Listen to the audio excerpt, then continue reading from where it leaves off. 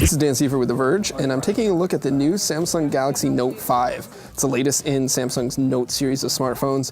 It should look familiar because it looks a lot like a Note 4 and a Galaxy S6 combined together.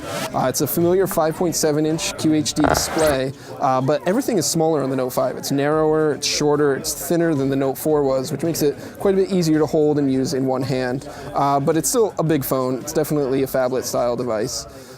Here you can see it's the gold color that's coming to the US. It'll also be available in black. The back of it has this kind of curved finish, makes it a little easier to hold in one hand. But the details are very similar to the Galaxy S6. You've got your home key here, your back key, and multitasking. This, of course, is a fingerprint sensor, which will work with Samsung Pay when that's available.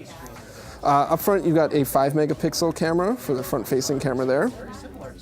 And around back, you got this 16-megapixel image stabilized camera. It's very similar to the S6 as well as the flash there and the heart rate sensor on the back.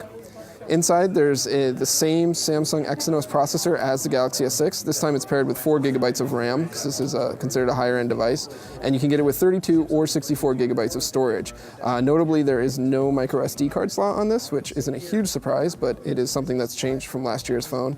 And the battery inside is 3,000 milliamp hours, which is a little bit smaller than the Note 4's battery. But this time around, it's got built-in wireless charging for both Qi and PMA, as well as Samsung's quick charging mode.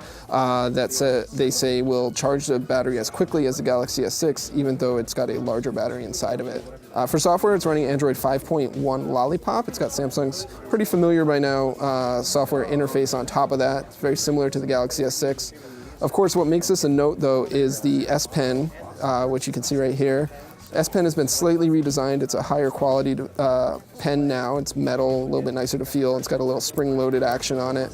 One of the new software features is the ability to draw on the screen when it's off, so you can take notes immediately from when you take the pen out of its holster. Otherwise, you can activate the air command types of features. These have been slightly redesigned, a little more options now. You can set favorite apps that you want to use often with it, and you can access these pretty much anywhere you're using the phone in any app that you're in via these widgets.